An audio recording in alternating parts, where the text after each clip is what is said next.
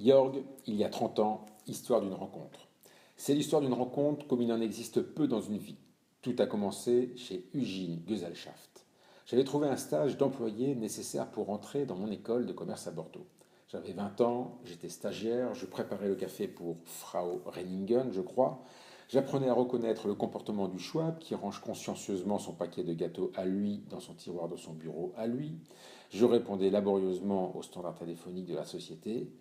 Et c'est là que j'ai connu Daniel Schartschabel. Au-delà d'un nom de famille imprononçable, j'avais noté chez cette personne une très grande gentillesse dans sa voix. Un jour, elle me dit : « J'ai un fils qui a le même âge que toi, vous pourriez vous rencontrer. » Et voilà. Pour être franc, je ne me souviens absolument plus du tout de la première image de notre rencontre. Mais ce que je sais maintenant, c'est que cette rencontre a été importante dans ma vie et dans la vie de nos familles respectives. C'est cette rencontre, il y a maintenant 30 ans, que je vous raconte.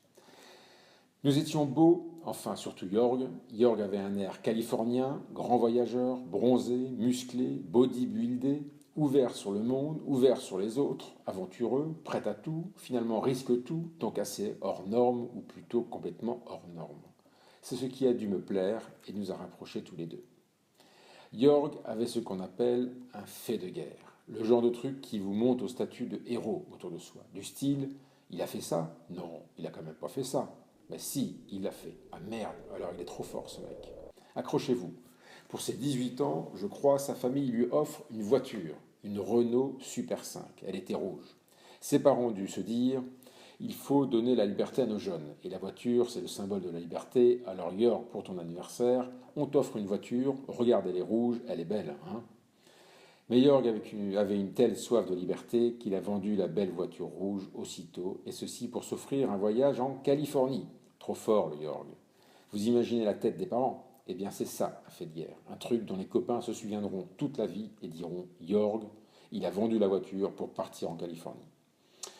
L'autre légende, c'est que Jörg avait demandé à ses médecins d'aller voir ailleurs et qu'il n'avait pas besoin d'eux pour continuer et profiter à fond de la vie. Ce qui fut dit fut fait. Bravo Jörg. Je suis resté 1 mois cette année, mais j'ai l'impression d'être resté 6 mois ou plus. Tellement la vie était joyeuse et intense, les soirées longues à discuter et les rencontres nombreuses et légères. Je me souviens de l'antichambre de Jörg, un genre de salon en longueur, où on s'assoit sur des banquettes pour discuter des heures, le soir et la nuit. Je me souviens surtout qu'on buvait une quantité de Bailey énorme. Son problème avec Jörg, c'est sa gentillesse. Un truc de famille, certainement. À peine tu lui disais que tu aimais bien quelque chose, que Jörg s'empressait de te faire livrer un camion de ce quelque chose. Alors j'avais dû dire que j'aimais bien le Bailey, et donc on a bu du Bailey pendant 1 mois. Et puis bien sûr le Coca-Cola. À croire que Jörg a un métabolisme très différent du nôtre, une vraie question scientifique, comment boire une telle quantité de Coca-Cola et rester beau comme un dieu. Jörg avait plein d'amis et d'amis IE. Pour Jörg, l'amitié est au cœur de son système vital. C'est ce qui donne son énergie, comme son kérosène, pour le faire vivre pleinement. Avec le recul, je sais maintenant qu'il avait compris avant les autres que l'humain est l'essentiel dans notre vie. Bravo Jörg. Donc on sortait beaucoup, beaucoup. Je me souviens un jour qu'une voiture vient nous chercher, Stéphane peut-être, je ne sais plus, avec 2 filles à l'arrière, ça j'en suis sûr. Moi, en tant que bon Frenchie, je monte à l'arrière et je m'empresse d'embrasser les 2 filles sur les joues. Tout le monde en état de choc, j'avais oublié qu'en Allemagne, on n'embrasse pas les filles. En tout cas, pas aussi facilement, et pas la première fois. Je me demande si elles s'en souviennent. Moi, je m'en souviens très bien en tout cas. L'autre activité était la piscine. Il faut dire qu'avec un corps bodybuildé, Jörg avait de quoi impressionner. On ne nageait pas beaucoup, c'était plutôt la piscine avec les copains et les copines sur l'herbe. Je ne suis pas sûr, mais je crois qu'on avait passé les grilles la nuit pour s'y baigner en cachette. Parfois on était sérieux. Le papa de Jörg nous avait obtenu un rendez-vous avec un haut fonctionnaire de la communauté européenne, avec de la moquette et des gens très sérieux. C'était trop sérieux et trop solennel pour nous, alors on a décidé de faire une course sur les mains, la tête en bas. On a dû faire au moins 20 mètres comme cela, dans ces couloirs très sérieux et pleins de moquettes.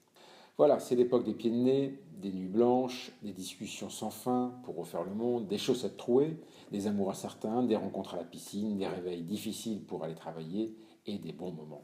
Cela fait 30 ans, mais cet été fut tellement intense qu'il est resté gravé dans ma mémoire et que je m'en souviens comme si c'était hier.